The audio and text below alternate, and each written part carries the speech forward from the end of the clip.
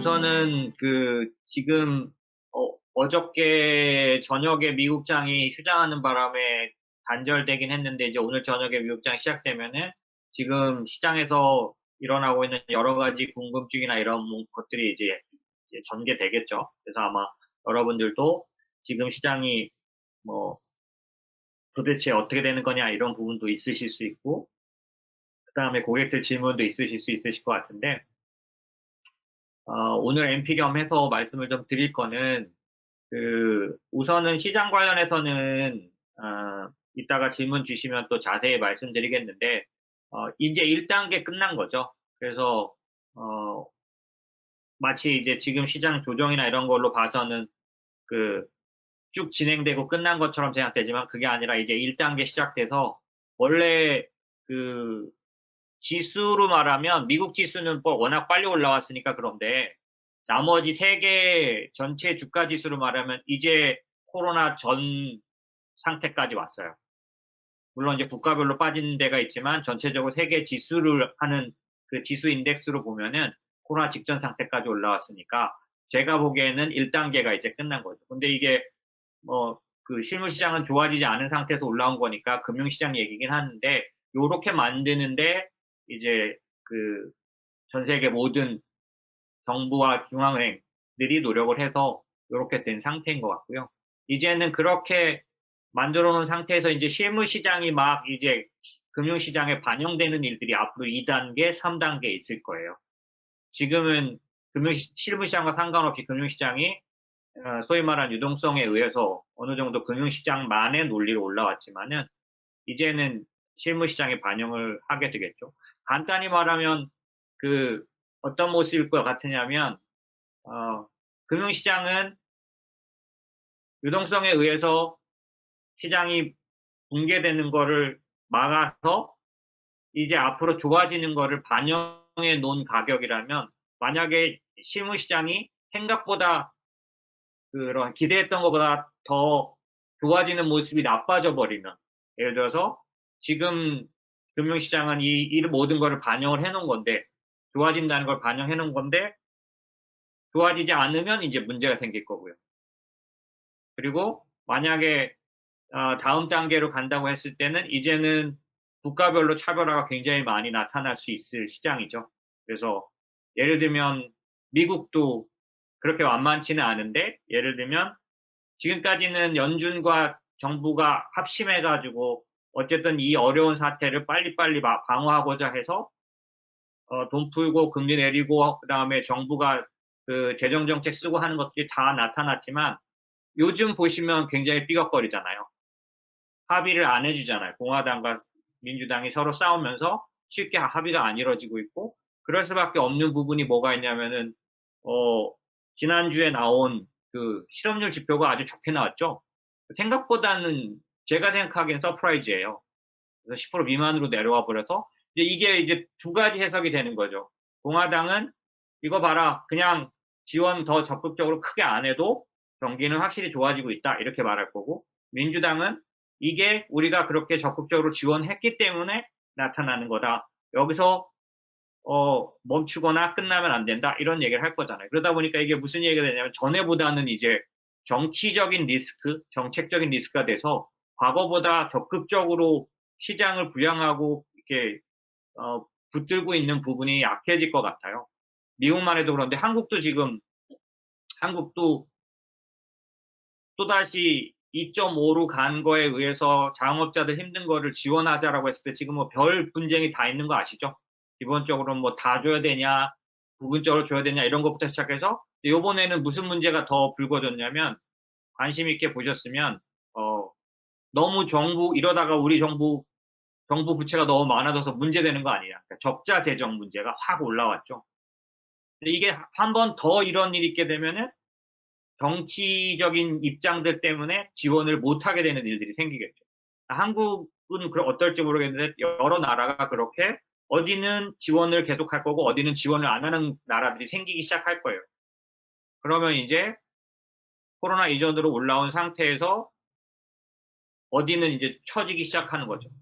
더 이상 추가적으로 올라가지 못하는 나라들이 생기고, 특별히 또 더 어려워져 버리는 나라들이 생기고 이 상태에서 예상할 수 있는 모습은 어떤 거냐면 그 돈을 풀긴 풀었는데 또 양적 완화를 좀 하긴 했는데 경제가 못 따라가고 다시 이거를 메꿔서 끌고 갈 힘이 없으면 이거에 의해서 나타나는 그런 반대 현상들, 막 인플레이션만 나타나거나 뭐 이런 여러 가지 부작용들이 나타날 수 있는 것 같아요. 그래서 지금은 어쨌든 이제 제가 말씀드리려고 했던 건 뭐냐면 이제 시장이 이제 너무 많이 오르거나 너무 빨리 올라서 그 끝에 온 게 아니라 이제 다음 단계로 넘어가는 시작이다라고 보시면 될 것 같고 지금은 어, 기술주가 너무 많이 올라왔기 때문에 이제 주도 업종이 바뀌거나 뭐 이런 거에 의해서 여러 가지 어려움이 있을 거라고 생각하는 쪽이 많지만 사실은 유동성이나 이런 부분이 충분히 많이 그 개봉되고 있기 때문에 아직도 여전히 받치고 있기 때문에 그 시장에서 이렇게 우려하는 그런 사태는 쉽게 오지 않을 걸로 보여져요. 그래서 아직도 여전히 유동성에 의한 시장이고 이 시장 내에서 이제는 편차들이 생겨나기 시작할 거다라고 보면 될 것 같고 이제부터 새롭게 나타나는 여러 가지 현상들에 대비해서 저희는 포트폴리오를 리밸런싱 하거나 어, 빼고 넣고를 하거나 변경을 하게 되겠죠. 그래서 그런 네. 최근에 누구나 다 아시는 것처럼 미국발 주가, 그러니까 미국에서 주가가 굉장히 많은 하락을 했잖아요. 또 테슬라 같은 악재도 많이 불거졌었고, 네, 유상증자나 뭐 등등등. 그래서 고객들이 저한테 많이 하는 질문 중에 하나가 지금이라도 수익난 부분을 좀 옮겨놔야 되지 않을까요? 이거 질문을 많이 받고요. 그다음 두 번째, 추가 매수를 해야 될까요? 이런 질문을 되게 많이 받아요. 네. 그래서 어, 장 대표님의 좀 의견을 여쭤보고 싶어요. 네. 우선은 전체적으로는 다음 주 회사 세미나 때도 이제 그런 부분에 대한 아주 자세한 설명을 드리게 될 건데, 제가 말씀드릴 수 있는 거는 그럼 지금 이 나스닥의 조정을 뭘로 보느냐? 제가 그냥 조정이라고 봅니다. 그걸 섞지는 마셨으면 하는 게 테슬라와 애플은 질적으로 달라요. 예를 들면 테슬라는 아직까지 진짜로 실적으로 증명하지 못한 부분이 더 많습니다. 거의 내러티브 주식이에요. 무슨 얘기냐면 향후에 테슬라가 가져갈 수 있는 독점적인 지위들에 대한 선반영이랄까? 그런 거고, 애플은 이미 그 이익과 그 다음에 매출과 현금, 아까 말씀드린 캐시플로우 안정성이나 이런 모든 면들이 현재 밸류에이션을 뛰어넘는 거죠. 그래서 여러분 이제 제 얘기 잘 들어봤어요. 지금 중요해요. 원래 지금 고평가 논쟁은 어떤 걸 기준으로 하냐면 내는 이익에 비해서 주가가 높다는 거잖아요. PR이라는 걸 머리에 떠올려 보시면 PR이라는 건 뭐냐면 주당 순이익인 EPS에 비해서 주가가 몇 배냐를 말하는 거예요. 그런데 지금 제가 말씀드리려고 하는 게 뭐냐면 제가 지금까지 건 15년, 20년간 바라봤을 때 주식은 어떻게 변하냐면 고퍼였다가 저퍼가 됐다가 고퍼였다가 저퍼가 되는 주식만 장기적으로 성장합니다. 무슨 얘기냐면 항상 주식 시장은 그 기업의 가치를 먼저 사고 싶어 해요. 그때는 당연히 고퍼 상태가 되죠. 고퍼는 뭐예요? EPS에 비해서 주가가 너무 높은 거예요. 그런데 중요한 건 그 다음에 이 기업이 실제로 이익과 매출로 걔를 뛰어넘어 버려서 다시 다음 단계에서는 실제 EPS에 비해서 주가 비율이 낮아지기 때문에 저퍼 상태로 변하게 돼요. 무슨 얘기냐? 아마존이나 애플이냐 이런 회사들은 자꾸만 실적으로 그 주가를 따라잡아 버려요. 아마존이 3년 전에, 5년 전에 한 가지 사업을 했다면 지금 6가지 사업을 하는 거죠. 그래서 돈을 버는 그 출처가 이제 대여섯 가지가 돼버린 거예요. 그러면 어떻게 될까요? 말씀드렸던 것처럼 3년 전에, 4년 전에, 아마존은 90년대에 드셨어요. 오래됐는데, 오래전에 봤던 밸류에이션을 EPS에 비해서 PR을 계속 주가가 앞선 다음에 실적이 따라가고, 주가가 앞선 다음에 실적이 따라가고, 주가가 앞선 다음에 실적이 따라가는 일을 90년대부터 벌써 20년 해온 거예요. 물론 그 그래프는 2010년부터 더 낙차가 커졌죠. 왜? 기술의 시대가 왔거든요. 기존의 그런 혁신적인 디스트럭티브한 그런 창조적인 파괴를 해오는 기업들이 훨씬 더 빠르게 현금으로 증명하기 시작한 거예요. 애플도 구글도 아마존도 1년 이내에 지금 주가를 증명해낼 겁니다. 실적으로. 우린 그걸 보고 사는 거고요. 테슬라는 아직 아니에요. 그런데 그러리라고 봅니다. 왜냐하면 걔가 갖고 있는 독점력 있잖아요. 뭐냐면 지금 테슬라가 뭐가 문제냐?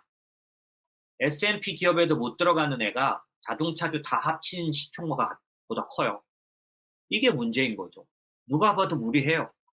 그런데 나중에 얘네가 하고자 하는 그 소프트웨어 회사라는, 또 그 다음에 요번에 배터리데이 이슈에서 나온 것처럼 배터리와 파워트레인을 파는 회사가 된다면 독보적인 아마존 모델이에요.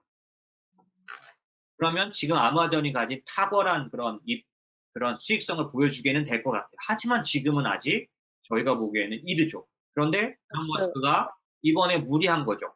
증자까지 때렸으니까요. 네. 제가 보기에는 사실상은 이건 좀 무리한 짓인 것 같아요. 그래서 왜냐하면 사실 증자는 확실하게 주가를 희석하는 요인이거든요. 이번에 액면 불안해놓고 또 증자까지 때려버리면 이 아까 말한 그 EPS에 비해서 주가는 훨씬 더 많이 올라가는 거예요. 확 뛰어버리는 거죠.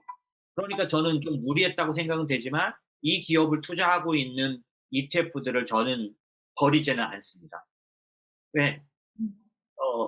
테슬라가 마이너스 지금 조정을 하더라도 다른 쪽들로 인해서 저희는 채워는 갈 거라고 보거든요. 그래서 저는 그런 것 때문에 ETF를 투자하는 사람이고 테슬라를 직접 사지 않은 사람이죠.